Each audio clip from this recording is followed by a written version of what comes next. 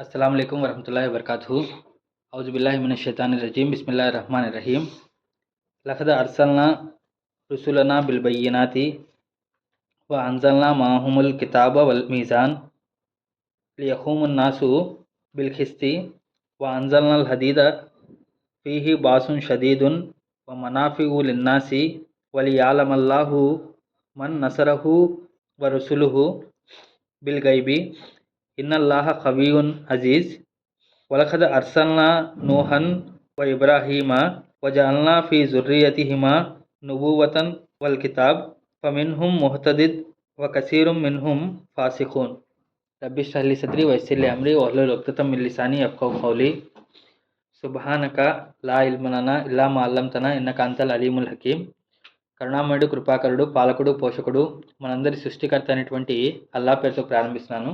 మిత్రులారా, ఇప్పుడు మీ ముందు పఠించినటువంటి ఆయతులు ఏవైతే ఉన్నాయో సూరతుల్ హదీద్ సూరా నెంబర్ 57 ఆయతులు 25 మరియు 26. వీటి యొక్క భావం ఏమిటి అంటే, లఖద అర్సల్నా రుసులనా బిల్ బయ్యినాతి, వాస్తవానికి మేము సందేశహరులను పంపించాము స్పష్టమైన సూచనలతో. వా అంజల్నా మాహుముల్ కితాబ్ వల్ మీజాన్, మరియు వారితో పాటు గ్రంథాన్ని అవతరింపజేశాము మరియు త్రాసును నెలకొల్పాము. లియఖూమున్ నాస బిల్ ఖిస్తి, ఎందుకు అంటే ప్రజలు న్యాయశీలుగా మెలగటానికి. వా అంజల్నల్ హదీద ఫీహి బాసున్ షదీదున్, మరియు మేము ఇనును కూడా ప్రసాదించాము, అందులో గొప్ప శక్తి ఉంది. వ మనాఫిउ లిన్నాసి, మరియు మానవులకు దానిలో ఎన్నో ప్రయోజనాలు ఉన్నాయి. వలి యాలమల్లాహుల్ మన్ నసరహు వ రసూలుహు బిల్ గైబి, ఇదంతా ఎందుకు చేశారు అంటే అల్లా అగోచరుడైన తనకు మరియు తన ప్రవక్తకు ఎవరు సహాయపడతాడో చూడటానికి. ఇన్నల్లాహ ఖవియున్ అజీజ్, నిశ్చయంగా అల్లా బలశాలి మరియు శక్తివంతుడు. వలఖద అర్సల్నా నూహన్ వ ఇబ్రాహీమ, మరియు వాస్తవంగా మేము నూహ్ను మరియు ఇబ్రాహీంను పంపాము. వజాల్నా ఫీ జుర్రియతిహిమా నుబువ్వతన్ వల్ కితాబ్, మరియు వారిద్దరి సంతానంలోనూ ప్రవక్త పదవి మరియు గ్రంథాన్ని ఉంచాము. ఫమిన్హుం ముహతదిద్, మరియు వారిలో కొంతమంది మార్గదర్శకంలో ఉన్నారు. ఒక కసీరుం మిన్హుం ఫాసిఖూన్, మరియు అందులో అనేక మంది దుష్టులైపోయారు. ఇది ఈ రెండు ఆయతుల యొక్క క్లుప్తమైనటువంటి తర్జుమా అండి. ఏంటంటే లఖద అర్సల్నా రుసులనా బిల్ బయ్యినాతి, వాస్తవానికి లఖద అంటే వాస్తవానికి, అర్సల్నా అంటే మేము పంపించాము. అర్సల్నా నా అనేటువంటి పదాన్ని యూజ్ చేశారనమాట. అంటే ఏమిటి అంటే స్వయంగా మేమే పంపించాము అని చెప్పి చెప్తున్నారు అనమాట. ఇక్కడ సబ్జెక్ట్ మ్యాటర్ ఏమిటి అంటే డైరెక్ట్గా అల్లా నేను పంపించాను అని చెప్పేసి కొంచెం దగ్గరగా అయ్యి మాట్లాడటం జరుగుతుందనమాట. దాన్ని తక్రీబ్ అని చెప్పేసి చెప్పడం జరుగుతుందనమాట. అంటే అల్లా దగ్గరికి వచ్చి మరీ మాట్లాడుతున్నాను అనమాట. వాస్తవానికి నేనే మీ వద్దకు ప్రవక్తలను పంపాను అని చెప్పేసి చాలా దగ్గర తీసుకొని మాట్లాడినట్టు మాట్లాడుతున్నాను అనమాట. ఓకేనా. ఎవరిని పంపారంట? రుసులునా, అంటే మా యొక్క ప్రవక్తలని. మళ్ళీ ప్రవక్తలు కూడా ఏమిటంటే ఎక్కడ నుండి కాదు, మా యొక్క ప్రవక్తలని నేను పంపించాను అని చెప్పేసి, అర్సల్నా రుసులనా అని చెప్పేసి మా ప్రవక్తలను మేము పంపించాము అని చెప్పేసి బహువచనంలో వాడాడు అనమాట. ఇక్కడ ఆల్రెడీ మనం చాలాసార్లు అల్లాకి ఇక్కడ బహువచనం ఎందుకు వాడాడు అనే దాని గురించి ఆ సబ్జెక్ట్ మనం చాలాసార్లు మాట్లాడుకొని ఉన్నాం అనమాట. అంటే ఇక్కడ నా అని వచ్చినప్పుడు మరి అల్లా సింగులర్ కాకుండా ప్లూరల్ ఉన్నాడా, అంటే రెండుగా ఉన్నాడా అని చెప్పేసి చాలామంది డౌట్ అనేది ఎక్స్ప్రెస్ చేస్తూ ఉంటాడు అనమాట. ఈ డౌట్ ఏమిటి అంటే ఎవరైతే బైబిల్ చదువుతున్నారో అక్కడ మేము అని చెప్పేసి యూజ్ చేయడం జరిగింది. దానికి సంబంధించినటువంటిది ఏమిటి అంటే రాయల్ ప్లూరల్ ఏదైతే ఉందో దాని గురించి మాట్లాడటం జరిగిందనమాట. అలాగే గ్రామర్ పరంగా చూసుకున్నట్లయితే గ్రామర్ పరంగా కూడా ఏమిటి అంటే అల్లా ఎప్పుడైతే ప్లూరల్ వాడాడో, అంటే రుసులనా కానీ లేకపోతే దీంట్లో ఏదైతే మాట్లాడాడో అక్కడ కేవలం ఏమిటి అంటే ఏకవచనానికి సంబంధించినటువంటి ప్లూరల్స్ మాత్రమే వాడాడు అనమాట. అంటే దాని పక్కనే ఉన్నటువంటి ఆయతుల్లో ఇన్షాల్లా అది గ్రామర్ క్లాస్ వచ్చినప్పుడు నేను మాట్లాడతాను. అంటే ఇక్కడ అర్సల్నా అని చెప్పేసి వచ్చినప్పుడు ఏమిటి అంటే మళ్ళీ ఇది ప్లూరల్లోకి వెళ్ళిపోతుంది కదా అని చెప్పేసి అనుకోవద్దు. ఇది సింగులర్గానే ఉన్నటువంటి ఇదనమాట. దాని తర్వాత ఈ ప్రవక్తలను ఎందుకు పంపించాను అంటే బిల్ బయ్యినాత్, స్పష్టమైనటువంటి సూచనలతో అని చెప్పేసి చెప్పారనమాట. స్పష్టమైనటువంటి సూచనలు ఏదైతే ఉన్నాయంటే బయ్యినాత్ అనేటువంటి పదానికి బానా ఎబీను అనేటువంటి పదం నుండి వచ్చిందనమాట. బానా ఎబీను అనేటువంటి పదం నుండి చూసినట్లయితే చాట ఏదైతే ఉందో స్పష్టంగా వేరు చేసేటువంటి, అంటే దాంట్లో ఉన్నటువంటి గింజలను మరియు దాంట్లో ఉన్నటువంటి మట్టి రాళ్ళని ఏదైతే ఉందో వేరు చేస్తుంది కదా, దాన్ని బానా ఎబిను అంటారనమాట. అలాగే స్పష్టమైనటువంటి సూచనలు మేము ప్రవక్తలకి ఇచ్చి పంపించాము అంటున్నారనమాట. సో ఆ ప్రవక్తలకి ఇచ్చింది ఏదైతే ఉన్నాయో ఆ స్పష్టమైనటువంటి సూచనలు 2 రకాలుగా ఉన్నాయన్నమాట. ఒకటి, ఏదైతే అద్భుతాలు ఏదైతే ప్రవక్తలు చేశారో అవి, ఏదైతే స్పష్టమైనటువంటి రుజువులు ఏదైతే తీసుకొచ్చారో, అంటే సృష్టికర్త ఒకడే ఉన్నాడు అని చెప్పేసి చెప్పడానికి ఎవరైతే విశ్వసించిన వారు ఎవరైతే ఉన్నారో, లేకపోతే ఎవరైతే అనుమానం వ్యక్తం చేస్తున్నారో ఎవరైతే ఉన్నారో, వాళ్ళకి స్పాట్‌లో చాలా రకాలైనటువంటి అద్భుతాలు చేసి, లేకపోతే చాలా రకాలైనటువంటి మిరాకిల్స్ చూపించి, వారికి స్పష్టమైనటువంటి సమాధానాలు ఇచ్చి అవన్నీ చేశారు. అవన్నీ కూడా బయ్యినాత్ కిందకు వస్తాయన్నమాట. రెండోది ఏమిటి అంటే బయ్యినాత్‌లో ఏదైతే ప్రవక్తలు తీసుకొచ్చినటువంటి సందేశం ఏదైతే ఉందో ఆ సందేశం కూడా బయ్యినాత్ కింద వస్తుందన్నమాట. అంటే ఏమిటంటే ప్రవక్తలు తీసుకొచ్చినటువంటి సందేశం ఏదైతే ఉందో అది క్రిస్టల్ క్లియర్‌గా ఉంటుందన్నమాట. అంటే ఏ విషయానికి ఆ విషయం సెపరేట్‌గా కలగాపులగం లేకుండా కన్‌ఫ్యూజ్ చేసేటువంటి ధోరణితో కాకుండా స్పష్టమైనటువంటి లాంగ్వేజ్‌లో ప్రజలకు అర్థమయ్యేటువంటి రీతిలో ప్రజలు ఏం చేయాలి, ఏం చేయకూడదు అనేటువంటి విషయాలన్నీ కూడా ఏమిటి అంటే పూసగుచ్చినట్టుగా స్పష్టంగా ఉంటాయన్నమాట. అంటే ఈరోజు మనం ఏదైతే వేరే వాళ్ళు ఎవరైతే బాబాలు కానివ్వండి, లేకపోతే వేరే ఎవరైతే కాల్పనిక దైవత్వాన్ని ఆపాదించుకుంటారో, లేకపోతే కాల్పనిక ప్రవక్తలని చెప్పేసి బోధించుకుంటూ ఉంటారో, వాళ్ళు చెప్పేటన్నీ కూడా ఏమిటి అంటే అన్నీ కలగాపులగంగా ఉంటాయి. దాని తర్వాత ఏమిటి అంటే ఈ కొన్ని అగోచరమైనటువంటి విషయాలు దీన్ని ఇలాగే విశ్వసించాలి అని చెప్పేసి దాన్ని కవర్ చేసేస్తారనమాట. కానీ ఎవరైతే ప్రవక్తలు తీసుకొచ్చారో ఆ ప్రవక్తలు తీసుకొచ్చినటువంటి సందేశం ఏదైతే ఉన్నాయో అది మిరాకిల్స్ అద్భుతాలు కానివ్వండి, లేకపోతే వారు చెప్పినటువంటి సందేశం ఏదైతే ఉందో ఆ సందేశం ఏమిటంటే బయ్యనాత్ లాగా ఉంటుందన్నమాట. అంటే స్పష్టంగా ఉంటుంది ఒకటి. దాని తర్వాత ఈ ప్రవక్తలు ఎప్పుడైతే ఇది వెళ్ళిపోయారో ఇది ఫస్ట్ అన్నమాట. మేము ప్రవక్తలను స్పష్టమైనటువంటి సూచనలు ఇచ్చి పంపించాము, ఇది ఒకటి. రెండోది ఏమిటి అంటే అన్జల్నా మాహుముల్ కితాబ్, వారితో పాటు అంటే ప్రవక్తలు వచ్చారు స్పష్టంగా క్లియర్గా అయితే ప్రూఫ్ చూపించారు, అద్భుతాలు చూపించారు, లేదంటే వారి మెసేజే చాలా క్లియర్గా మాట్లాడారనమాట. క్లియర్గా చెప్పుకుంటూ వెళ్ళారు. సో ఇది అయిపోయిన తర్వాత వారితో పాటుగా ఏమిటి అంటే వారు ప్రవక్తలు ఎప్పుడు ఉండరు కాబట్టి వాళ్ళతో పాటుగా ఏమిటి అంటే అన్జల్నా మాహుముల్ కితాబ్, వారితో పాటు ఒక గ్రంథాన్ని అవతరింపజేశాము. రెండోది ఏమిటంటే వల్ మీజాన్, మరియు ఒక త్రాసుని నెలకొల్పాము అని చెప్పేసి చెప్తున్నాను అనమాట. అంటే ప్రవక్తలతో పాటు ఒక గ్రంథాన్ని అల్ కితాబ్ని అవతరింపజేశాము. రెండోది మీజాన్ త్రాసు ఏదైతే ఉందో త్రాసును పంపాము అని చెప్పేసి చెప్తున్నాను అనమాట. త్రాసును ఎందుకు పంపాము అంటే లి యకూమన్ నాస బిల్కిస్తే, ఎందుకు అంటే మానవులందరూ కూడా న్యాయస్థాపన చేయడం కోసం, బిల్కిస్తి న్యాయంగా వ్యవహరించడం కోసం, మానవులందరూ కూడా న్యాయంగా వ్యవహరించడం కోసం మీజాన్ని అవతరింపజేశాము అని చెప్పి చెప్తున్నాను అనమాట. ఓకేనా. సో ఇప్పుడు చూడండి, కొంతమంది ప్రవక్తలు ఎవరైతే ఉన్నారో కొంతమంది ప్రవక్తలు అద్భుతాలు తీసుకొచ్చారు. అంటే ఫర్ ఎగ్జాంపుల్ ప్రవక్తల్లో కూడా కొంచెం వేరియేషన్ ఉంటుందన్నమాట. అంటే ఇక్కడ మనకు తర్వాత వచ్చేటువంటి సబ్జెక్ట్లో డిఫరెన్స్ ఉంటుందన్నమాట. నూహ్ ప్రవక్త, నూహ్ అలైహిస్సలాం వారు ఆయన ఏమిటి బయ్యినాత్ తీసుకొచ్చారు. బయ్యినాత్ ఏమిటంటే స్పష్టంగా ప్రూఫ్స్ చెప్పారనమాట. ఆయన మెసేజ్ చాలా క్లియర్గా ప్రజలకు అందరికి అర్థమయ్యే రీతిలో చాలా క్లియర్గా 950 సంవత్సరాల పాటు అలా చెప్పుకుంటూ వెళ్ళారనమాట. దాని తర్వాత వాళ్ళ కళ్ళ ముందే ఒక ఓడను నిర్మించారు. అది కూడా ఒక సూచనలాగా వాళ్ళకు నిర్మించారు. అవన్నీ కూడా ఏమిటంటే బయ్యినాత్ ఎవరికి, అక్కడ ఉన్నటువంటి ప్రజలందరికీ కూడా నూహ్ అలైహిస్సలాం వారు అవన్నీ చేసినటువంటి ఏదైతే బయ్యినాత్. అలాగే ఇబ్రాహీం అలైహిస్సలాం జీవితంలో కూడా ఆయన కూడా చాలా రకాలైనటువంటి పరీక్షలకు గురయ్యారు. దాని తర్వాత చాలా రకాలైనటువంటి విషయాలు అక్కడ ఉన్నటువంటి జాతి వాళ్ళందరూ కూడా చూశారు. ఇతనికి ఏం చేసినా సరే, నిప్పులో వేసేసినా సరే ఏం అవ్వలేదు అనేటువంటి విషయాన్ని అక్కడ వాళ్ళు గ్రహించారు. అవన్నీ కూడా బయ్యినాత్. ఇది ఒక రకం. రెండో రకం ఏమిటి అంటే మూసా అలైహిస్సలాం వారి యొక్క బయ్యినాత్. అంటే ఆయన ఏమిటంటే స్పష్టంగా చేతిలో కర్ర ఉంటుంది. దేవుడితో ప్రార్థన చేసి కొట్టంగానే ఏమిటి అంటే పాములాగా మారిపోవటం, లేకపోతే వాళ్ళు చేసేటువంటి మిరాకిల్స్ ఏదైతే ఉన్నాయో దాన్నింటిని కూడా తుడిచివేయటం, ఇదంతా చేస్తూ ఉంటదనమాట. ఇది రెండో రకం అనమాట. అంటే అవి మిరాకిల్స్ లాగా ఉండవు, కానీ ఏదైతే నూహ్ అలైహిస్సలాం వారికి, ఇబ్రాహీం అలైహిస్సలాం వారికి ఇచ్చినటువంటి ఏదైతే బయ్యినాత్ ఏదైతే ఉన్నాయో అవి అద్భుతాల్లాగా ఉండవు, కానీ అది ఒక క్లియర్ పిక్చర్ అనేది అవిశ్వాసుల మైండ్లో పెట్టేసింది. రెండోది మూసా అలైహిస్సలాం వారికి, ఈసా అలైహిస్సలాం వారికి ఇవి ఇచ్చినటువంటి సూచనలు ఏదైతే ఉన్నాయో అవన్నీ కూడా ఏమిటి అంటే అద్భుతాలు, నిజంగానే అద్భుతాలు, మ్యాజిక్ అనేవి జరిగినాయి అనమాట. ఓకేనా. ఇది జరుగుతూ ఉంటుంది అనమాట. సో ఇప్పుడు వాళ్ళతో పాటు ఏమిటి అంటే అంజల్నా మాహ్ముల్ కితాబ్, వారితో గ్రంథాన్ని పంపించాము మరియు మీజాన్ని పంపించాము అని చెప్పేసి అంటున్నాను అనమాట. ఇక్కడ అల్ కితాబ్ అనేటువంటి పదానికి ఇందాక చెప్పినటువంటి విషయానికి ఏంటి అంటే, సో ఇప్పుడు కొంతమంది ప్రవక్తలు ఏమిటి అంటే కేవలం వారు వచ్చారు, సందేశాన్ని ఇచ్చారు, వెళ్ళిపోయారు. వాళ్ళ యొక్క పని ఏదైతే ఉందో సందేశం అల్లా తరపు నుండి ఏదైతే సందేశం వచ్చిందో ఆ సందేశాన్ని ప్రజల దాకా వినిపించడం, వెళ్ళిపోవటం అంతవరకే. కానీ కొంతమంది ప్రవక్తలకి ఏమిటి అంటే కేవలం సందేశాన్ని అందచేయడం మాత్రమే కాదు, ఒక సమాజాన్ని ఏర్పాటు చేయడం కూడా బాధ్యతగా ఇవ్వబడిందనమాట. అంటే ఫర్ ఎగ్జాంపుల్ చూసినట్లయితే ఇబ్రాహీం అలైహిస్సలాం వారు ఉన్నారు. సందేశాన్ని తీసుకొచ్చారు. సందేశాన్ని ప్రజల్లాగా చేరవేశారు, వెళ్ళిపోయారు. నూహ్ అలైహిస్సలాం వారు ఉన్నారు. సందేశాన్ని తీసుకొచ్చారు, ప్రజల్లాగా చేరవేశారు, వెళ్ళిపోయారు.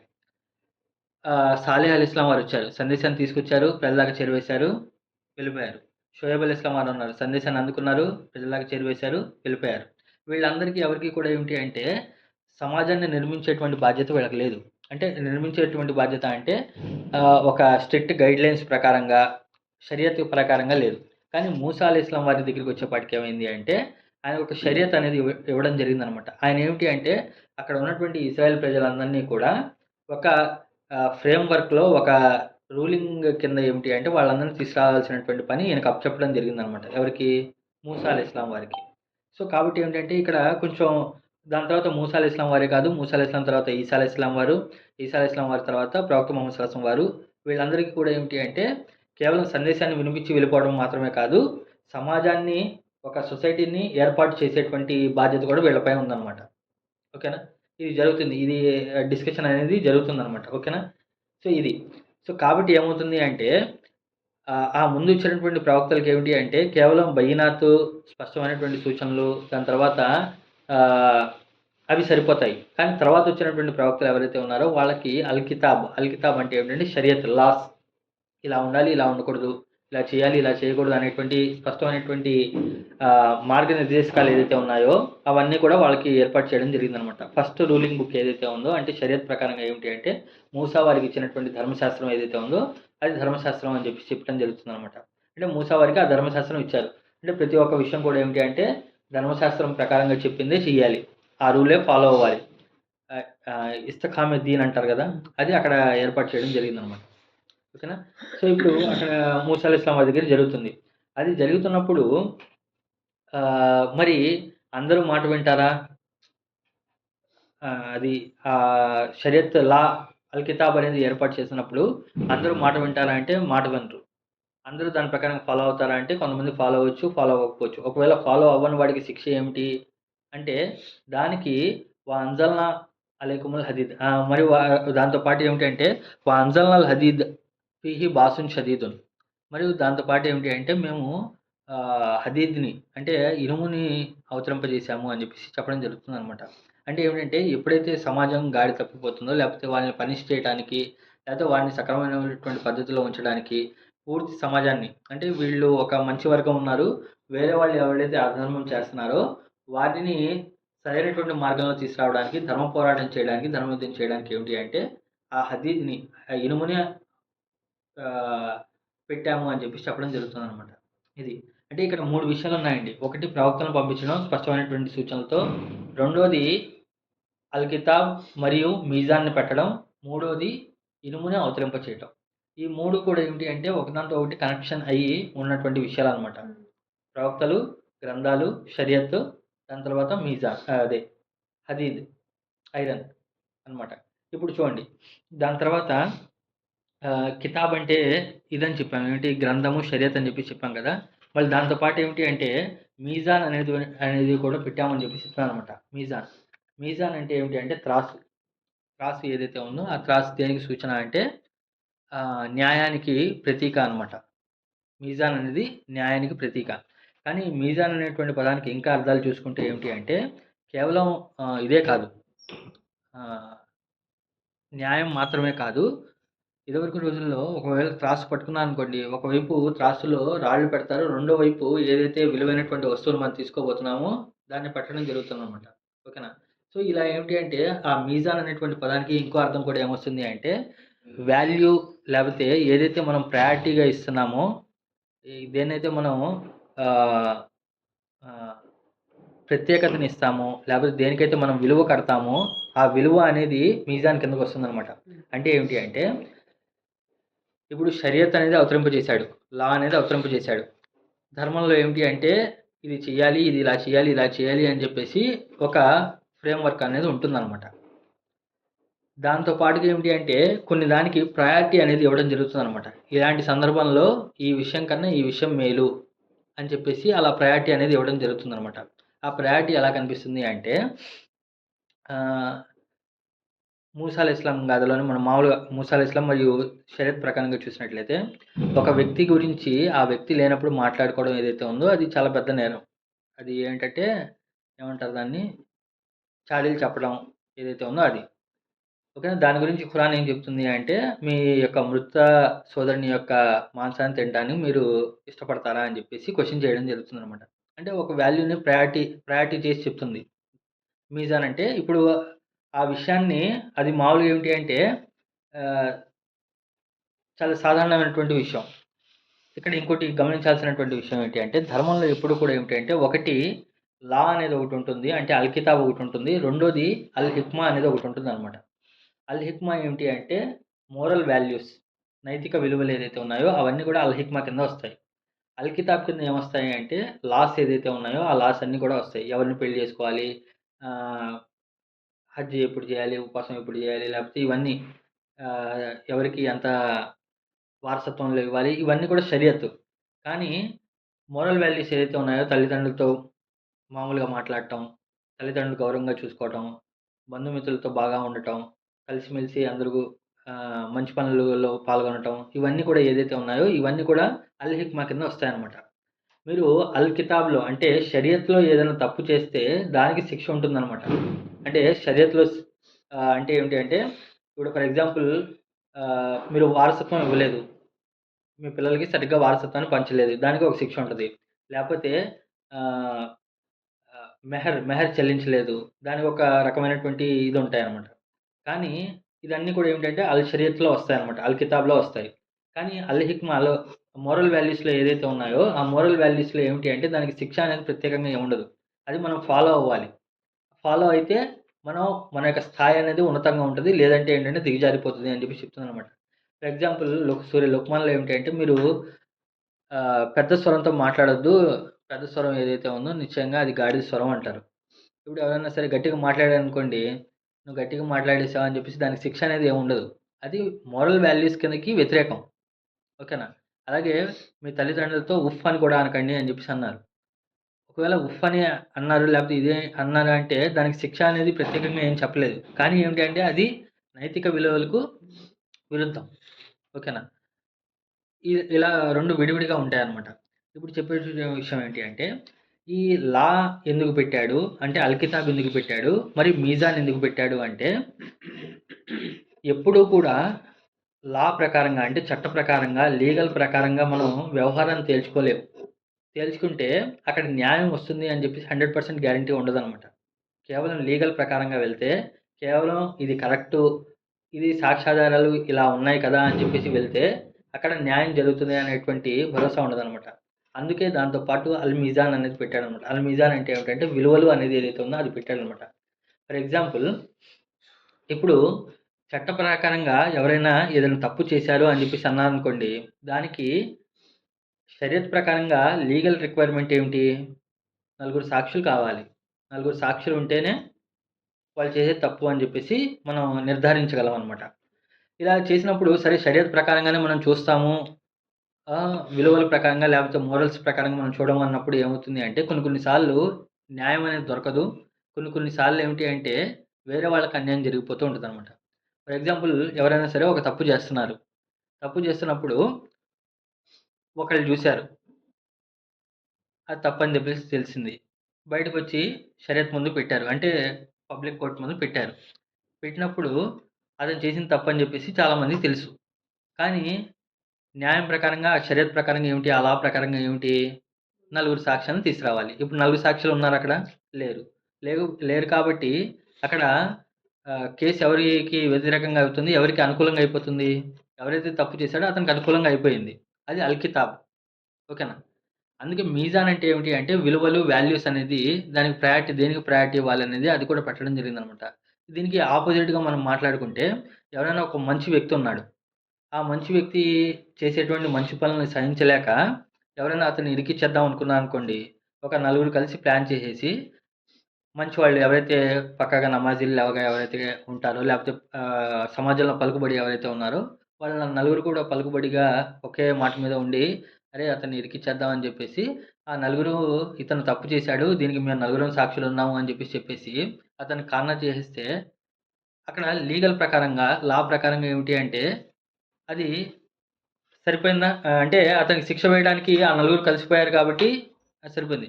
పరలోకంలో ఏం జరిగితే అది తర్వాత సంగతి. కానీ ఇక్కడ న్యాయంగా న్యాయస్థాపన జరగాలి అంటే ఏమవుతుంది అంటే లీగల్ ప్రకారంగా లా ప్రకారంగా ఏమిటంటే అల్కితాబ్ ప్రకారంగా అక్కడ జరిగిపోతుంది. అతనికి అతన్ని అన్యాయం చేసేస్తారు. కానీ ఏమిటి అంటే అల్ మీజాన్ ప్రకారంగా విలువల ప్రకారంగా ఏమిటి అంటే అది ఇదవ్వదనమాట. కాబట్టి అల్లా ఏం చెప్తున్నాడు అంటే వాన్జల్నా మాహుముల్ కితాబ వల్ మీజాన్. అందుకే మేము గ్రంథంతో పాటు అల్ కితాబ్‌తో పాటు మీజాన్‌ని కూడా పెట్టాము అని చెప్పేసి చెప్పడం జరుగుతుందనమాట. మీజాన్ అంటే ఏమిటి అంటే విలువలకు సంబంధించినటువంటి విషయాలు ఏదైతే ఉన్నాయో అవి కూడా పెట్టడం జరుగుతుందనమాట. ఓకేనా? సో, ఇప్పుడు ఈ విలువలకు సంబంధించినటువంటి విషయాల గురించి మనం మాట్లాడుకుంటే ఏంటి అంటే ఇప్పుడు ఇందాక చెప్పినట్టుగా కొన్ని కొన్ని సందర్భాల్లో ఏమిటి అంటే కొన్ని కొన్ని విషయాలకు అల్లా వాల్యూ అనేది పెంచుతూ ఉంటాడనమాట. అంటే అది చిన్న విషయమే కావచ్చు. అంటే వేరే వాడి గురించి మాట్లాడుకోవడం ఏదైతే ఉందో అది చిన్న విషయం కావచ్చు. కానీ దాన్ని ఖురాన్‌లో ఎంత ఇంపార్టెన్స్ తీసుకెళ్ళాడు దాన్ని. చాలా ప్రయారిటీస్ తీసుకెళ్ళాడనమాట. అదే విషయంలో మూసా అలైహిస్సలాం వారు కూడా మూసా అలైహిస్సలాం వారు ఏమిటి అంటే ఫిరౌన్ రాజ్యంలో ఉన్నప్పుడు ఒక హత్య చేసి పారిపోయి మద్యం దగ్గరికి వెళ్లారు. తిరిగి వస్తున్నప్పుడు ఏమిటి అంటే ఆయనకు ప్రవక్త పదవి ఇవ్వడం జరుగుతుందనమాట. సీనా కొండపైన. అప్పుడు నువ్వు ఫిరౌన్ దగ్గరికి వెళ్ళాలి అన్నప్పుడు, అప్పుడు ఆయన నాకు ఫలానా, ఫలానా భయాలున్నాయని చెప్పేసి 5 విషయాలు చెప్తారనమాట. దాంట్లో ఫస్ట్ భయం ఏం చెప్తారు అంటే మూసా అలైహిస్సలాం వారు, వాళ్ళు నన్ను అబద్ధికుడని తిరస్కరిస్తారేమో అని భయపడుతున్నాను. ఇన్ని అఖాఫు యుకజ్జిబూన్. ఫస్ట్ భయం ఏం చెప్తారు అంటే, వాళ్ళు నన్ను చంపేస్తారేమో అని చెప్పేసి భయపడలా ఆయన. వాళ్ళు నన్ను అబద్ధికుడని తిరస్కరిస్తారేమో అని చెప్పేసి భయపడతారు. ఫస్ట్ పాయింట్ అది చెప్తారు. దాని తర్వాత చివరి పాయింట్‌లో ఏం చెప్తాడు అంటే, ఇన్ని అఖాఫు యఖ్తలూన్. నన్ను వాళ్ళు సంహరిస్తారేమో అని చెప్పేసి భయపడతారు. అంటే మనిషికి ప్రాణం కన్నా అంటే మూసా అలైహిస్సలాం వారు చెప్పినటువంటి దాంట్లో మనిషికి ప్రాణం కన్నా ఈ ఆహ్, అవమాన భారం ఏదైతే ఉందో అంటే నేను చెప్పేటువంటి సందేశం అబద్ధం అని చెప్పేసి తృణీకరిస్తారేమో, తిరస్కరిస్తారేమో అనేటువంటి భావన ఏదైతే ఉందో అది చాలా పెద్ద ఇదైపోయిందనమాట. అంటే దానికి వాల్యూ అనేది ఎక్కువ ఇవ్వడం జరిగింది. అలాగే మేము ప్రవక్తలతో పాటు ఏమిటి అంటే గ్రంథాన్ని మరియు ఒక త్రాసుని అంటే విలువలు అంటే దేనికి ప్రయారిటీనివ్వాలి, దేనికి వాల్యూ అనేది ఎక్కువ ఇవ్వాలి అనేటువంటి విషయాన్ని కూడా మేము ప్రవక్తలతో పాటు పంపించాము అని చెప్పి చెప్తున్నాననమాట. ఓకేనా? ఇక్కడ అర్థమైందా అండి? ఒకటి ప్రవక్తలతో స్పష్టమైనటువంటి సూచన పంపించాడు. దాని తర్వాత గ్రంథాన్ని మరియు మీజాన్‌ని పంపించాడు అని చెప్పి చెప్తున్నాననమాట. దాని తర్వాత ఎందుకు ఈ మీజాన్‌ని ఎందుకు పంపించాము అంటే కేవలం అల్ కితాబే వచ్చుంటే అక్కడ న్యాయంగా ప్రజలందరూ ఉండేటువంటి అవకాశం ఉండదనమాట. కేవలం అల్ కితాబ్ మాత్రమే పంపిస్తే. అందుకే దాంతో పాటు మీజాన్‌ని పెట్టడం జరిగింది. లియఖుమున్నాస బిల్ కిస్తి. ఎందుకు అంటే ప్రజలందరూ కూడా న్యాయబద్ధంగా ఉండేటందుకు అని చెప్పి చెప్తున్నాననమాట. దాని తర్వాత వఅంజల్నల్ హదీద ఫీహి బాసున్ షదీదున్. సో, కాబట్టి ఏంటంటే ఇదంతా చేయడానికి ఏమిటి అంటే మరి కొంతమంది వింటారు, కొంతమంది వినరు కదా! సో, వాళ్ళందరిని కంట్రోల్‌లో పెట్టడానికి, వాళ్ళందరిని దారిలో తీసుకురావడానికి ఏమిటంటే వఅంజల్నల్ హదీద్ మరియు మేము ఇనుమును పంపించాము అని చెప్పి చెప్తున్నామన్నమాట. ఇక్కడ అంజల్నా అనేటువంటి పదాన్ని తీసుకొని చాలామంది అంజల్నా అంటే ఏంటి అంటే పైనుండి అవతరింప చేయటం అని చెప్పేసి తీసుకొని scientific miracles in the Quran అని చెప్పేసి చెప్పుకుంటూ అంటే మేము కూడా చెప్పినటువంటి విషయం అనమాట. అదేమిటంటే ఏం చెప్తాం మనం? ఇనుము అనేది భూమిలో దొరికేటువంటి పదార్థం కాదు, ఖనిజం కాదు. అది పైనుండి ఆకాశం నుండి అవతరింపజేయబడింది అని చెప్పేసి అది ఎక్స్‌ట్రా టెరెస్ట్రియల్ మెటీరియల్ అని చెప్పేసి మనం చెప్తూ ఉంటాం అనమాట. కానీ సైంటిస్టులు మామూలుగా చెప్పేదేమిటి అంటే అది ఎక్స్‌ట్రా టెరెస్ట్రియల్ మెటీరియల్ అయినప్పటికీ కూడా ఏంటి అంటే భూమి యొక్క గర్భభాగంలో అంటే భూమి యొక్క కోర్ పైన అంటే లేయర్స్ కింద డివైడ్ చేసుకుంటే ఏమిటి అంటే భూమి యొక్క గర్భభాగం మనం తీసుకుంటే ఏమిటంటే అక్కడ ఐరన్ అనేటువంటి దాంట్లో అవశేషాలు ఏమిటి అంటే దాంట్లో ఉంటాయన్నమాట. భూమిలోనే ఉంటుంది. ఇక్కడ, ఇక్కడ అంజల్నా అనేటువంటి పదానికి మనం అర్థం చేసుకోవాలన్నమాట. అంజల్నా అనేటువంటి పదానికి ఒక అర్థం ఏమిటి అంటే అవతరింప చేయటం ఒకటి. అంటే పైనుండి కిందకు దింపటం ఒకటి. దాని యొక్క రెండో మీనింగ్ ఏమిటి అంటే దాన్ని అవైలబుల్‌గా ఉంచటం. ఏదైనా ఒక విషయాన్ని లేదన్నా ఏదైనా ఒక వస్తువుని ఏమిటి అంటే అందరికీ ఉపయోగయుక్తంగా, సర్వసామాన్యంగా ఉంచడం ఏదైతే ఉందో దాన్ని అంజల్నా అని చెప్పి చెప్తారనమాట. దానికి ఉదాహరణ ఏమిటి అంటే ఖురాన్‌లోనే అంజల్నా అలైకుముల్ లిబాసన్ అన్నాడు. అంజల్నా అలైకుముల్ లిబాసన్ అన్నాడు. మేము దుస్తులను అవతరింపజేశాము అన్నాడు. ఇప్పుడు దుస్తులు దేనితో తయారు చేయబడతాయి? పత్తి, లేపోతే ఆకులు, లేపోతే సిల్క్, లేపోతే ఏదన్నా వేరే విషయాలు ఏమన్నా తోలు, చర్మాలు ఏదైతే ఉన్నాయో. ఇప్పుడు అంజల్నా అలైకుముల్ లిబాసన్ అంటే ఏమిటి అంటే, ఏ ఆవు తోలో, లేపోతే ఏ మేక తోలో పైనుండి ఆవులు, మేకలు పైనుండి అవతరిస్తున్నాయా? అవతరింపవు. అలాగే పత్తి ఇది దూది కూడా ఏమిటి అంటే, వర్షం పడుతుంది, కింద నుండి మొక్కలొస్తుందనమాట. అలా వచ్చినా అనుకున్నా సరే ఏమిటి అంటే ఇది. అంజల్నా అనేటువంటి పదానికి ఏమిటి అంటే, పైనుండి అవతరింపజేయడం మాత్రమే కాదు, వారికి ఉనికిలోకి తీసుకురావటం, దాన్ని అందరికీ అవైలబుల్‌గా పెట్టడం ఏదైతే ఉందో దాన్ని అంజలా అనేటువంటి పదాన్ని కూడా అర్థం చేసుకొని పెడతారనమాట. ఇంకా అంజలా అనేటువంటి పదానికి మామూలుగా సాధారణంగా ఇదివరకు అంజాల్ లేకపోతే ఇంజాల్ అనేటువంటి పదం దేన్ని యూజ్ చేస్తారంటే ఎవరైతే ఆ రోజు కాలంలో ఏమిటంటే అరబ్బులు వాళ్ళు ప్రయాణం చేసి దేనిపైన ఒంటె మీద లేకపోతే గుర్రం పైన సవారీ చేసేవాళ్ళనమాట. వాళ్ళు బాగా బహుదూరం దాకా బాగా సవారీ చేసి వెళ్ళినప్పుడు ఏమిటి అంటే ఏదైతే వాళ్ళు చేరవలసినటువంటి ప్రాంతం వస్తుందో, ఎవరి ఇంటికైతే వాళ్ళు వెళ్తున్నారో, ఆ ఇంట్లో వాళ్ళు ఏమిటి అంటే, వాళ్ళు రాంగానే ఒంటె లేదా గుర్రం చాలా ఎత్తుగా ఉంటది కాబట్టి, వాళ్ళు వచ్చే చోటకి ఏమిటి అంటే, వీళ్ళు వెళ్తారనమాట. ఇంట్లో వాళ్ళు ఆ దగ్గరికి వెళ్ళి, వాళ్ళు దిగేటందుకు ఏర్పాటు చేసి, వాళ్ళు వెంటనే దిగంగానే ఏమిటి అంటే, వాళ్ళకి మంచినీళ్ళో, లేకపోతే ఖర్జూరాలో జస్ట్ ఫస్ట్ హాస్పిటాలిటీ కింద అంటే ఫస్ట్ ఫస్ట్ వాళ్ళకేమిటి అంటే, ఏదో ఒకటి ఇస్తారనమాట. ఆ విధంగా వాళ్ళు దిగి వీళ్ళిచ్చేటువంటి ఆహ్, నీళ్ళు గాని, లేపోతే ఏదైనా తీసుకోవడాన్ని ఏమంటారంటే, దీన్ని ఇంజాల్ అని చెప్పి చెప్తారనమాట. ఇదే పదం నుండి మంజిల్ అనేటువంటి పదం కూడా వస్తుందనమాట. మంజిల్. మంజిల్ అంటే ఇది ఆహ్, అంతస్తు. ఇవన్నీ కూడా ఏమిటంటే ఇది. ఇక్కడ అక్కడ దాని అర్థం ఏమిటి అంటే, వాళ్ళు దిగినప్పుడు ఈళ్ళు ఏదో ఒకటి ఇస్తారు కదా! అంటే ఒకవేళ అతను దిగడానికి ఏమి ఏర్పాట్లు చేయకుండా, లేపోతే ఎవరు పట్టించుకోకుండా ఉన్నారనుకోండి, అతనికి హాస్పిటాలిటీ ఉండదు. అంటే అక్కడ ఏమి లభ్యంగా ఉండవనమాట. లభ్యంగా ఉన్నప్పుడు ఏంటంటే అతను అటు ఇటు వెతుక్కోవాలి. అలా కాకుండా ఒక వ్యక్తి వెళ్లి వాళ్ళు దిగడానికి ఏర్పాట్లు చూసి దాని తర్వాత వాళ్ళకి ఎంతో కొంత ఏదో కొంత తినడానికి, తాగడానికి ఇచ్చి ఫస్ట్‌గా ఇచ్చారనుకోండి దాన్ని ఇంజాల్ అని చెప్పేసి చెప్పడం జరుగుతుందనమాట. ఓకేనా? ఇప్పుడు ఇక్కడ అన్జల్‌నల్ హదీద్ అనేటువంటి పదానికి అర్థం ఏమిటి అంటే కేవలం పైనుండి అవతరింపజేయడం మాత్రమే కాదు, మానవులందరికి కూడా లభించేదిగా ఉంచటం అనమాట. అంటే ఇనుము ఏమిటి అంటే చాలా ఈజీగా ప్రజలందరికీ కూడా ఉపయోగకరంగా చేశాడనమాట. ఆహ్, ఇది అంజలాల్ హదీద్ ఫీహి బాసున్ షదీదున్. దాంట్లో ఏమిటి అంటే చాలా బలం ఉంది. చాలా ఎక్కువగా బాసున్ షదీదున్ అంటే ఏంటి అంటే ఆహ్, చాలా గొప్ప శక్తి ఉంది. బాసున్ అంటే ఏమిటంటే శక్తి. రెండోది యుద్ధం కోసం ఉపయోగపడేటువంటి సామాగ్రి దాంట్లో ఉంటాయి. దాని ద్వారా తయారు చేసుకోవచ్చు. అవి చాలా స్ట్రాంగ్‌గా ఉంటాయి అని చెప్పి చెప్తున్నారు. దాని తర్వాత మనాఫియు లిన్నాసి. దాంతో దాంట్లో ఏమిటి అంటే ప్రజలకు చాలా ఉపయోగాలున్నాయి. ఈరోజు మనం చూసినట్లయితే సమాజంలో ప్రతి ఒక్క వస్తువు ఏదైతే ఉన్నాయో అవి ఇంచుమించుగా మనకేమిటి అంటే ఐరన్ అంటే ఇనుము మరియు దాని యొక్క అల్లాయ్స్ ఏదైతే ఉన్నాయో దాని యొక్క ఆహ్, సబ్‌స్టెన్సెస్ ఏదైతే ఉన్నాయో, అల్లాయ్స్ ఏదైతే ఉన్నాయో వాటి ద్వారానే తయారవుతాయన్నమాట. కాస్ట్ ఐరన్ కానివ్వండి, స్టీల్ కానివ్వండి, లేకపోతే ఐరన్ కానివ్వండి, దాంతో వచ్చేటువంటి డిఫరెంట్ మెటల్స్ అన్నిటికి కూడా మూలం ఏమిటి అంటే ఐరన్ ద్వారాగానే తయారు చేసుకుంటూ వెళ్తారనమాట. సో, దాని ద్వారా ఏమిటి అంటే ప్రజలకి చాలా లాభాలున్నాయి.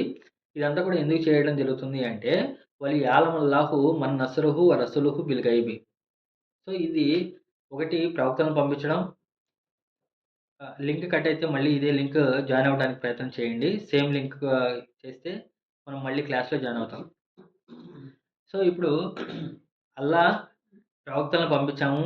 స్పష్టమైనటువంటి సూచనలిచ్చి, రెండోది వారితో పాటు గ్రంథాన్ని మరియు ఆహ్, మీజాన్‌ని, త్రాసును పంపాము. మరి దాంతో పాటు ఏమిటి అంటే ఇనుమును పంపించాము అని చెప్పేసి అంటున్నారు గదా!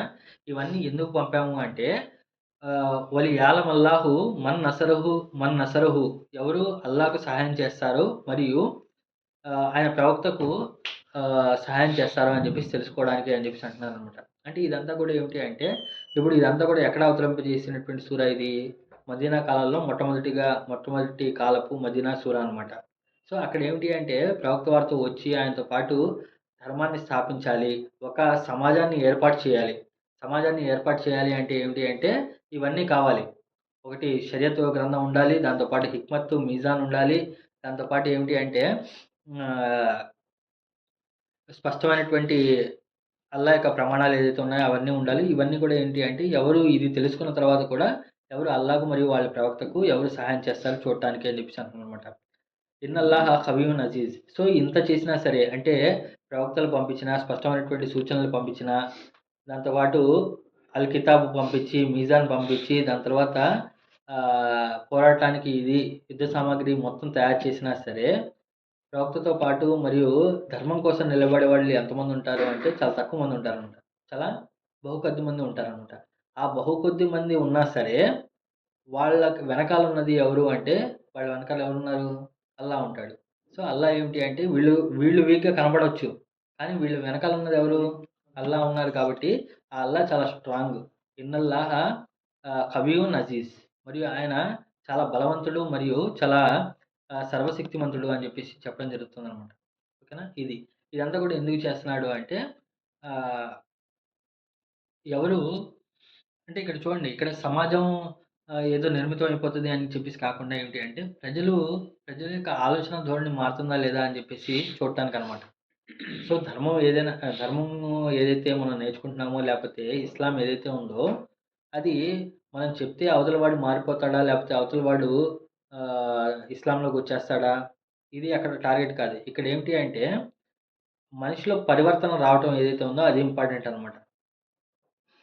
పరివర్తన ఏదైతే ఉన్నాయో, ఆ పరివర్తనకు సంబంధించినటువంటి విషయాలు. మనిషి యొక్క ఆలోచన ధోరణి మారుతుందా లేదా? మనిషి ఇదివరకు ఉన్నటువంటి దీని ప్రపంచానికి తేడా వస్తుందా లేదా అని చెప్పేసి చూసుకోవాలనమాట. ఓకేనా? దాని తర్వాత వలఖద్ అర్సల్నా నూహన్ ఇబ్రాహీమ వజాల్నా ఫీ జుర్రియతిహిమా నుబువతన్ వల్ కితాబ్.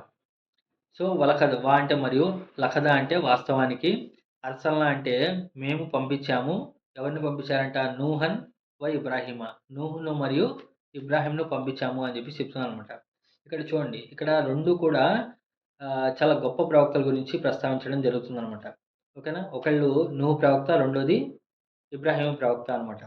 సో, ఈ సూరా స్టార్టింగ్‌లో మనం చూసినట్లయితే, ఈ సూరా స్టార్టింగ్‌లో ఆహ్, హువల్లాహుల్లజీ ఖలక సబా సమావాతిన్ తిబాకా అంటే ఆయనే అల్లా ఈ భూమి ఆకాశాల మొత్తాన్ని కూడా ఆయన 6 దినాల్లో సృష్టించి, దాని తర్వాత అధికార పీఠాన్ని అధిష్టించాడు అని చెప్పేసి ఈ సూర స్టార్టింగ్‌లో వచ్చిందనమాట.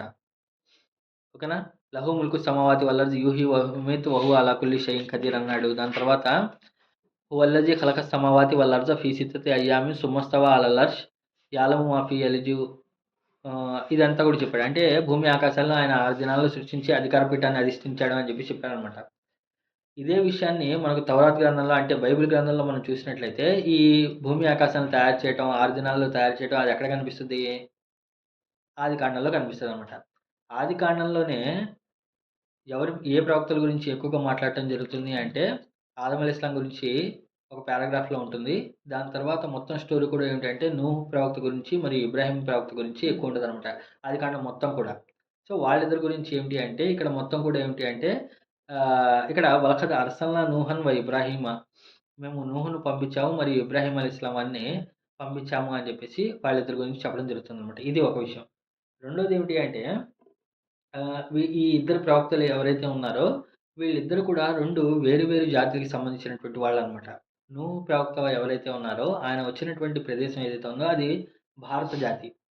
భారత జాతి ఈ బెల్ట్ అనమాట. అంటే ఎవరైతే ఈ ఏషియా కాంటినెంట్‌లో ఉన్నారో, ఈ అఖండ భారత్‌లో ఉన్నారో, ఈ జాతి మొత్తం కూడా ఇదొకటి. వీళ్ళంతా కూడా ఏమిటి అంటే ఆర్యులుగా, దాని తర్వాత ద్రవిడులుగా వీటి కింద ఉన్నటువంటి జాతి అనమాట ఇది. రెండోది ఏమిటి అంటే ఇబ్రాహీం అలైహిస్సలాం వారనమాట. ఇబ్రాహీం అలైహిస్సలాం వారు ఆయన వచ్చినటువంటి ప్రదేశం ఏమిటి అంటే మొత్తం కూడా అరబ్ కంట్రీస్ అనమాట. అరబ్ కంట్రీస్ ఏదైతే ఉన్నాయో ఆ అరబ్ కంట్రీస్. ఇప్పుడు ఇక్కడ అల్లా ఏం చెప్తున్నాడంటే వలఖద్ అర్సల్నా నూహన్ ఇబ్రాహీమ. సాధారణంగా ఏమిటి అంటే ఇద్దరిని వేరు వేరు చేసి మాట్లాడాల్సినటువంటి అవసరం లేదు. లేపోతే ఈ ఇద్దరు పేర్లు కాకుండా ఇంకా ఇద్దరు పేర్లు చెప్పొచ్చు. అంటే వేరే చోట మనకు అనాంలో చూసుకున్నట్లయితే దాదాపు 25 మంది పేర్లు చెప్పాడు. కానీ ఇక్కడ ఏమిటంటే కేవలం ఇద్దరు పేర్లే చెప్పాడనమాట. ఎవరు? ఒకళ్ళు నూహ్ నూహ్ అంటే ఈ జాతికి సంబంధించినటువంటి పెద్ద ప్రవక్త ఎవరైతే ఉన్నారో ఆ నూహ్ అలైహిస్సలాం వారు. ఆయన్నే మనం ఏమంటారంటే ఆదము సాని అంటాం. ఆదము స్థాని అంటే ఏమిటంటే రెండవ ఆదం. అంటే ఆయన తర్వాత ఏమిటంటే భూమి మొత్తం కూడా జలప్రళయంలో మొత్తం చిక్కుకుపోయి కేవలం ఆయన మరియు ఆయన యొక్క సంతానం ఎవరైతే ఉన్నారో వాళ్ళు మాత్రమే మిగిలారనమాట. ఈ నూహ్ అలైహిస్సలాం వారి యొక్క స్టోరీ ఏమిటి అంటే మనకు ఆహ్, ఆహ్, పెద్ద ధార్మిక గ్రంథాలు ఏదైతే ఉన్నాయో అన్ని గ్రంథాల్లో కూడా ఆయన యొక్క ప్రస్తావన అనేది మనకు లభిస్తుందనమాట. అంటే మనం వేదాలు, పురాణాలు తీసుకున్నా సరే ఆయన యొక్క ప్రస్తావన లభిస్తుంది. బైబిల్ తీసుకున్నా సరే ఆయన యొక్క ప్రస్తావన కనిపిస్తుంది. మరి అలాగే ఖురాన్‌లో కూడా ఆయన యొక్క ప్రస్తావన అనేది ఎక్కువ కనిపిస్తుందనమాట. ఇది నూహ్ అలైహిస్సలాం వారి గురించి ఇక్కడెందుకు కనిపిస్తుంది అంటే, ఆయన ఇక్కడికి వచ్చినటువంటి ప్రవక్త, ఇక్కడ వచ్చినటువంటి జాతి వారు కాబట్టి. ఓకేనా? అలాగే మీరు ఇబ్రాహీం అలైహిస్సలాం వారి గురించి చూస్తే మొత్తం మీరు బైబిల్‌లో దాని తర్వాత అక్కడ మొత్తం చూసినట్లయితే, ఆయన సంతతి గురించి, ఆయన యొక్క సంతానం గురించి, ఆయన తెచ్చినటువంటి సందేశం గురించి మొత్తం కూడా అక్కడ కనిపిస్తూ ఉంటుందనమాట. అరబు కంట్రీస్‌లో. అంటే ఇక్కడ 2 వేరు వేరు జాతులకు సంబంధించినటువంటి ప్రవక్తల గురించి చెప్పడం జరిగిందనమాట. ఒకటి నూహు, రెండోది ఇబ్రాహీము. దాని తర్వాత అంతే మాత్రమే కాదు, వజల్నా ఫీ జుర్రియతిహిమా, మరియు మేము చేశాము ఫీ జుర్రియతిహిమా, వారిద్దరి సంతతిలోను. అంటే ఇక్కడ కేవలం మళ్ళీ వాళ్ళిద్దరిని తీసుకొచ్చేసి అంటే నూహ జాతి వారి యొక్క సంతతిని మరియు ఇబ్రాహీం జాతి వారి యొక్క సంతతిని ఇద్దరిని కలిపేశారనమాట. ఒకే పదంతో. ఏం పదంతో? ఫీ జుర్రియతిహిం, వారిద్దరి సంతతిలోను అని చెప్పేసి అన్-నుబువ్వత వల్ కితాబ్. వీళ్ళిద్దరి సంతతిలో కూడా మేమేమిటి అంటే నుబువ్వత్ అంటే ప్రవక్తలను పంపించాము. దాని తర్వాత అల్ కితాబ్ ఏదైతే షరియత్ ఏదైతే ఉందో లేకపోతే ధర్మ సందేశాలు ఏదైతే ఉన్నాయో, గ్రంథాలు ఏదైతే ఉన్నాయో వీళ్ళిద్దరి జాతుల్లోనూ పంపించాము అని చెప్పి చెప్తాననమాట. అంటే సాధారణంగా ఖురాన్‌లో ఎక్కువ ప్రస్తావన ఎవరి గురించి వస్తుంది అంటే, ప్రవక్త వారు అరబు ప్రాంతంలో వచ్చారు కాబట్టి, అరబు దేశంలో ఆహ్, ప్రవక్త ఎవరైతే ఉన్నారో ఇబ్రాహీం అలైహిస్సలాంకి సంబంధించినటువంటివి వాళ్ళ యొక్క కథలనేది వస్తాయంటనమాట. ఓకేనా? అంటే దీని తర్వాత ఆయత కూడా లింక్ ఉంటుంది. అక్కడ మనకు స్పష్టంగా క్లియర్‌గా అయిపోతదనమాట. ఓకేనా? ఇప్పుడు ఇబ్రాహీం జాతి వారు ఆహ్, అరబ్ ప్రాంతంలో ఉన్నటువంటి ప్రవక్తల గురించి ఏమిటి అంటే, అక్కడ వాళ్ళ గురించి డీటెయిల్డ్‌గా ఖురాన్‌లో ఎక్కువ మంది గురించి చెప్పడం జరిగిందనమాట. అంటే ఇబ్రాహీం అలైహిస్సలాం వారికి సంతానం ఎవరైతే ఉన్నారో ఇస్మాయిల్ మరియు ఇస్హాకు. మరి ఇస్హాక్ ద్వారాగా ఏమిటి అంటే యాకోబు ప్రవక్త.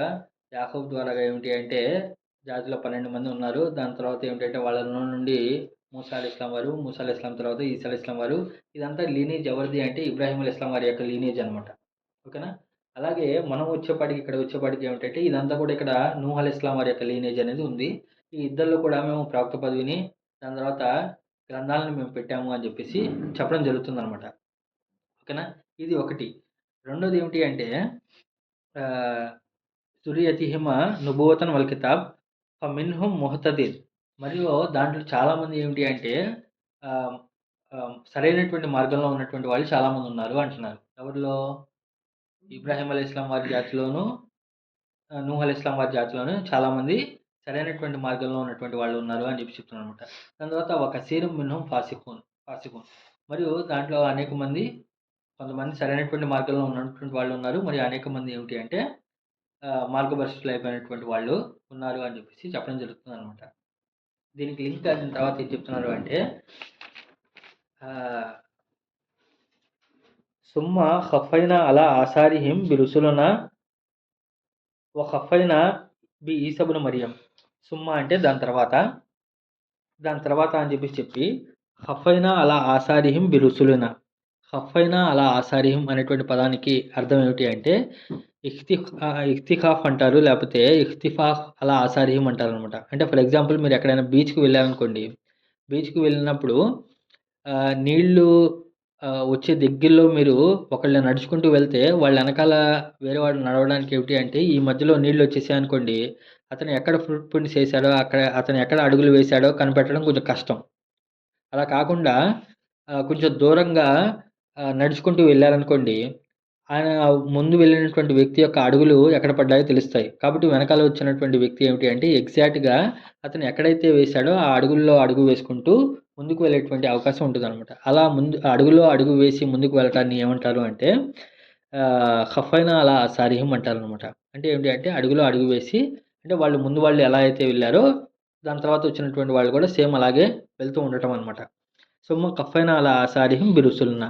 సో, అలా ఏమిటి అంటే నూహ్ అలైహిస్సలాం వారి జాతిలోను, ఇబ్రాహీం అలైహిస్సలాం వారి జాతిలోను కూడా ఏమిటి అంటే అడుగుల్లో అడుగులు వేసుకుంటూ ప్రవక్తలు వెళ్ళడం చేశారనమాట. ఇక్కడ ఈ ఖఫైనా అనేటువంటి పదంలో ఏమైంది అంటే కొంచెం ల్యాగ్ అనేది ఉంటుందనమాట. కొంచెం ల్యాగ్ అంటే ఏమిటి అంటే, ఇప్పుడు ఒక వ్యక్తి వెళ్ళిన తర్వాత రెండో వ్యక్తి రావాలి.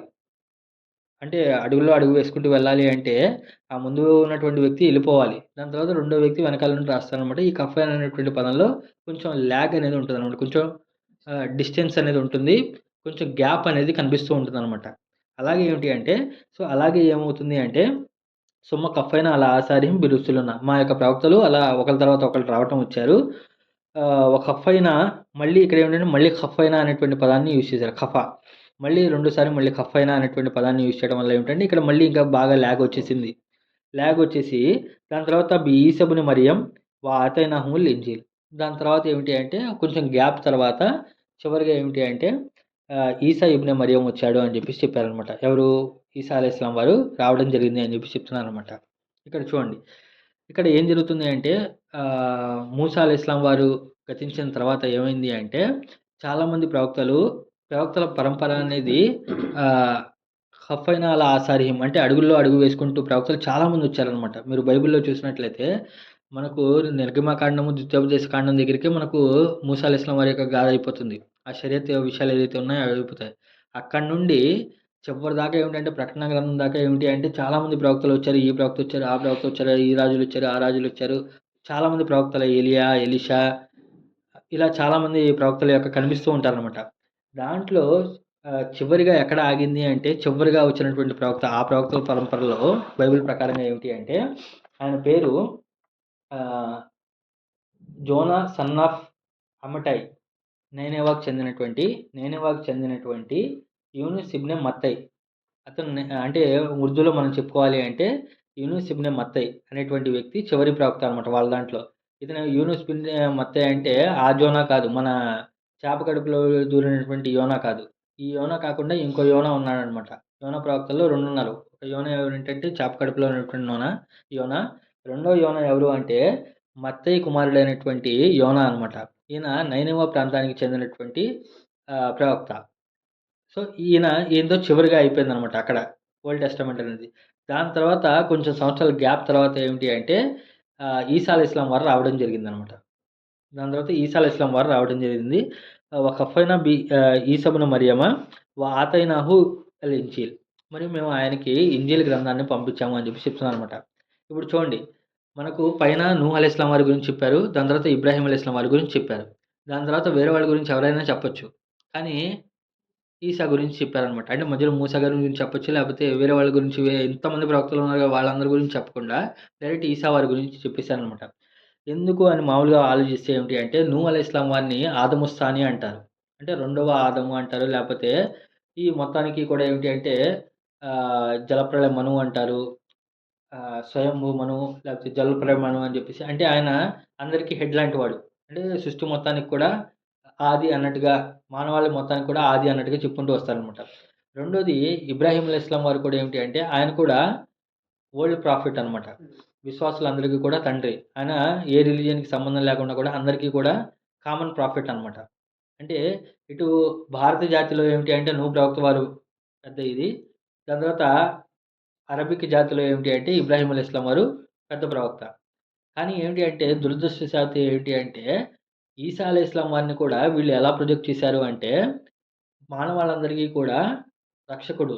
ఈయన లోక రక్షకుడు నేడు పుట్టి ఉన్నాడు అని జెప్పేసి ఈయన్ని కూడా ఏం జేశారు ఈసా అలైహిస్సలాం వారిని లోకరక్షకుడిగా చేసేసారనమాట. కానీ ఈసా అలైహిస్సలాం వారు ఎక్కడ కూడా నేను లోకరక్షకుడిని అని చెప్పి చెప్పలేదు. ఆయన ఏమన్నాడంటే నేను నశించినటువంటి ఇశ్రాయేలు గొర్రెల వద్దకు మాత్రమే పంపించబడితిని అని జెప్పేసి ఆయన చెప్పడం జరిగిందనమాట. ఆయన కేవలం ఇశ్రాయేల్‌కి మాత్రమే ప్రవక్త.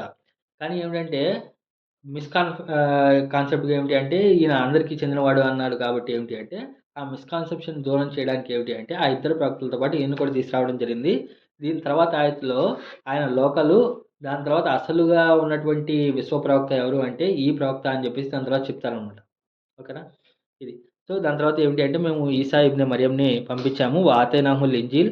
మేము ఆయనతో ఇంజీల్ గ్రంథాన్ని పంపించాము. వజఅల్నా ఫీ ఖులూబిల్ లజీన తబౌహు. మరియు మేము చేశాము ఫీ ఖులూబి వారి హృదయంలో ఎవరైతే అత్తబిహు రాఫతన్ వ రహ్మతన్ రాఫతన్ మరియు రెహ్మతన్ మరియు ఆ ఈసా ఇబ్న్ మరియం అర్థమవుతుంది కదండీ! ఒక 10 నిమిషాల్లో మనం క్లోజ్ చేద్దాం ఇన్షాల్లా.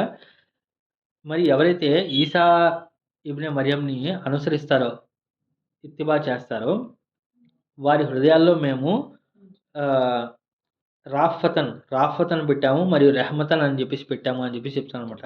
అంటే ఏంటంటే వాళ్ళ హృదయాల్లో ఏమిటి అంటే అల్లా వాళ్ళకి స్పెషల్‌గా ఏమిటి అంటే రాఫా అనేటువంటి పదానికి అర్థం ఏమిటి అంటే కరుణ యొక్క పీక్ స్థాయి అనమాట.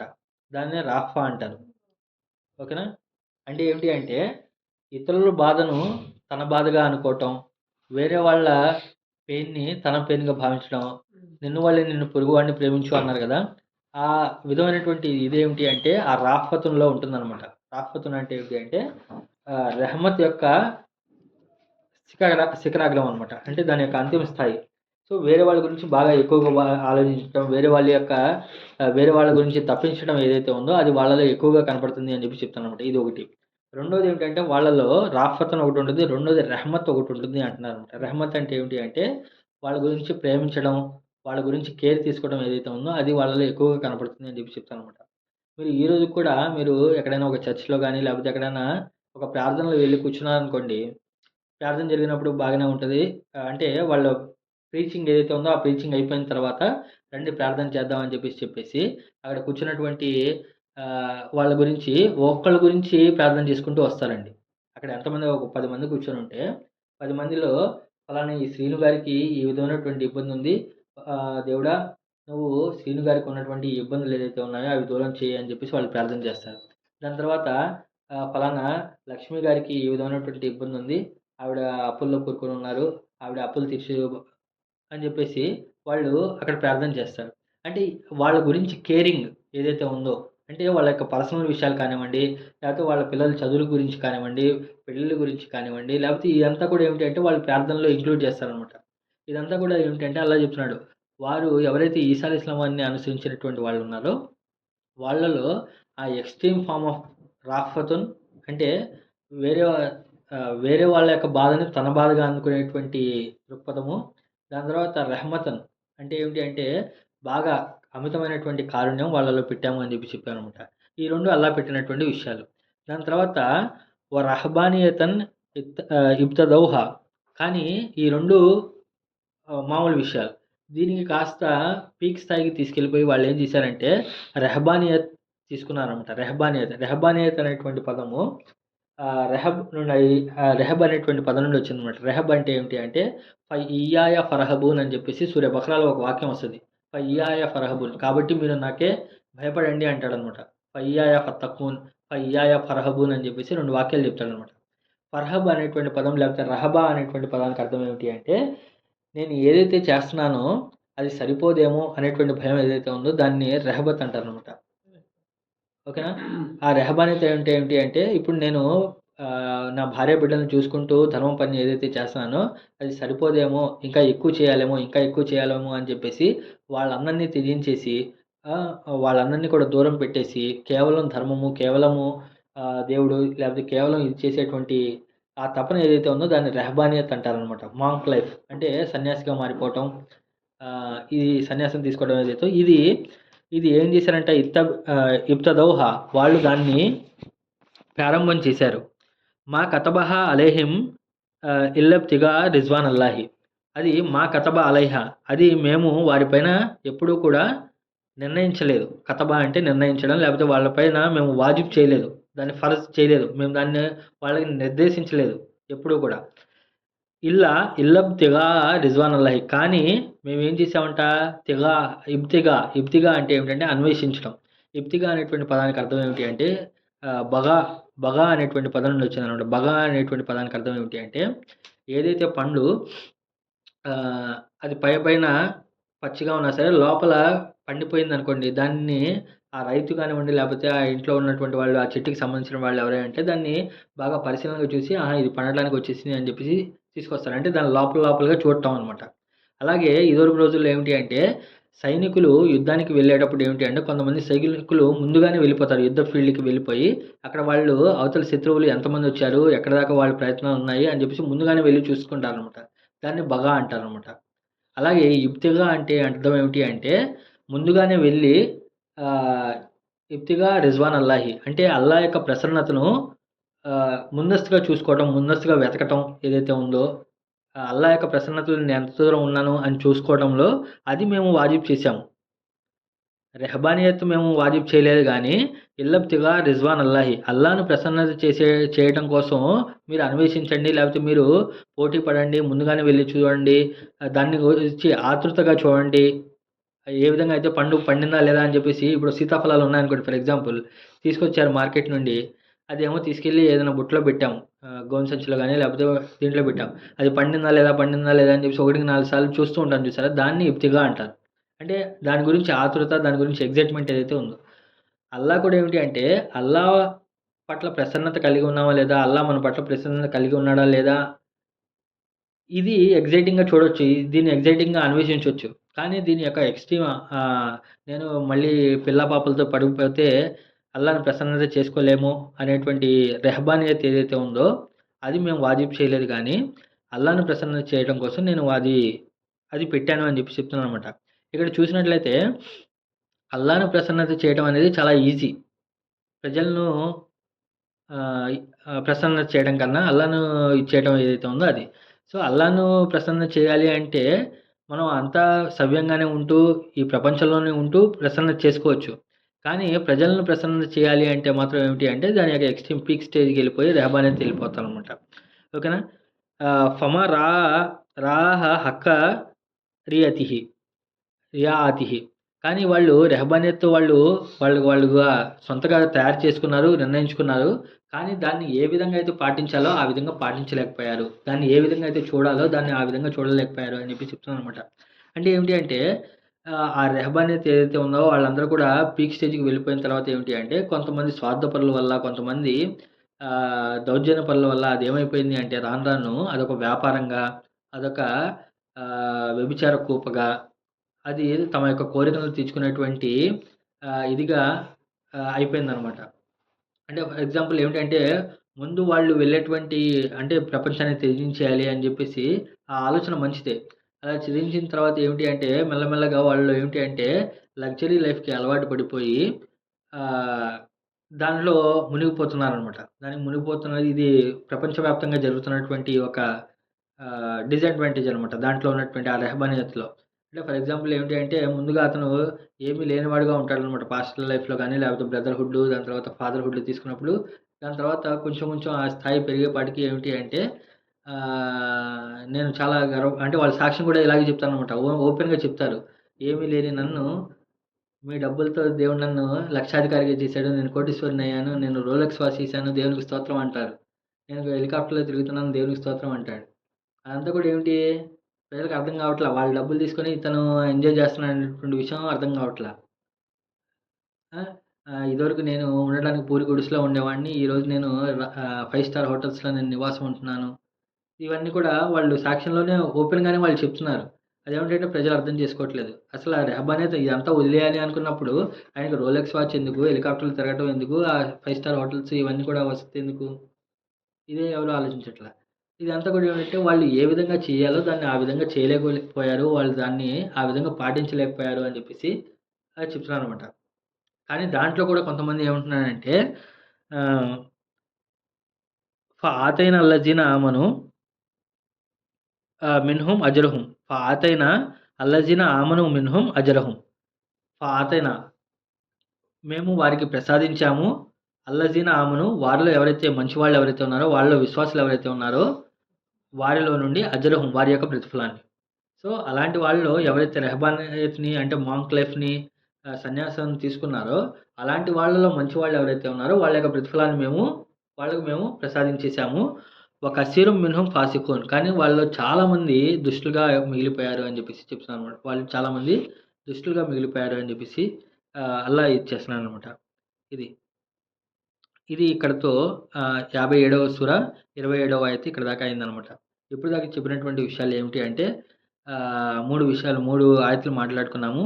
అల్లా ప్రవక్తలను పంపించాడు స్పష్టమైనటువంటి సూచనలతో. దాంతో పాటు గ్రంథాన్ని మరియు త్రాసును నెలకొల్పాడు. ప్రజలందరూ కూడా న్యాయంగా జీవిస్తారని చెప్పేసి. దాని తర్వాత హదీద్ ఐరన్‌ని అవతరింపజేశాము. ఆ న్యాయ వ్యవస్థను కాపాడటానికి అని చెప్పి చెప్పడం జరుగుతుంది. దాని తర్వాత మేము నూహు మరియు ఇబ్రాహీం ఇద్దరు ప్రవక్తలని మేము పంపించడం జరిగింది. వారి యొక్క సంతతిలో కూడా ప్రతి ఒక్క జాతిలో వారి యొక్క సంతతిలో ఏమిటి అంటే ఇద్దరి సంతతిలోనూ ప్రవక్త పదవి మరియు గ్రంథాన్ని పెట్టడం జరిగింది. దాంట్లో చాలామంది మార్గదర్శకత్వంలో ఉన్నవాళ్ళు ఉన్నారు. కానీ చాలామంది దుష్టులైపోయారు. దాని తర్వాత చివరగా ఏమిటి అంటే ఈసా ఇబ్న్ మరియం ఆయన్ను పంపించడం జరిగింది. ఆ ఈసా ఇబ్న్ మరియంలో ఏమిటి అంటే వారిని అనుసరించేటువంటి వాళ్ళు ఎవరైతే ఉన్నారో దాంట్లో వాళ్ళు ఇతరుల గురించి చాలా అమితమైనటువంటి ప్రేమ, అమితమైనటువంటి కరుణ కలిగినటువంటి వాళ్ళు ఉంటారు. మరియు వాళ్ళు రెహబానియత్ సన్యాసత్వం అనేది వాళ్ళు తమకు తాముగా కనిపెట్టుకున్నారు. కానీ అది ఏ విధంగా పాటించాలో ఆ విధంగా ఆచరించలేకపోయారు. కానీ అల్లా చెప్పింది ఏమిటి అంటే ఈ విధమైనటువంటి సన్యాసత్వం గురించి మాట్లాడలేదు గానీ, ఇబ్తిగా రిజ్వాన్ అల్లాహి అల్లా యొక్క ప్రసన్నత కోరేటువంటి విషయాల గురించి అల్లా వెతకమని చెప్పేసి చెప్పాడనమాట. కానీ ఎవరైతే రెహబానియత్ ఎవరైతే తీసుకున్నారో అలాంటి వారిలో మంచి వాళ్ళు ఎవరైతే ఉన్నారో, విశ్వసించిన వాళ్ళు ఎవరైతే ఉన్నారో వాళ్ళ యొక్క ప్రతిఫలాన్ని మేము వారికి ప్రసాదిస్తాము. కానీ దాంట్లో చాలామంది దుష్టులు ఉన్నారు అని చెప్పి చెప్పడం జరుగుతుంది. కాబట్టి ఈ ఆయతుల యొక్క క్లుప్తమైనటువంటి తర్జుమా. అల్లా మీకు, నాకు, మనందరికీ కూడా ధర్మాన్ని మరింత బాగా అర్థం చేసుకుని, ఖురాన్‌ని బాగా అర్థం చేసుకునే చదివేటువంటి భాగ్యాన్ని ప్రసాదించుగాక. ఆమీన్. వాఖిర్ దావానా అల్హమ్దులిల్లాహి రబ్బిల్ ఆలమీన్.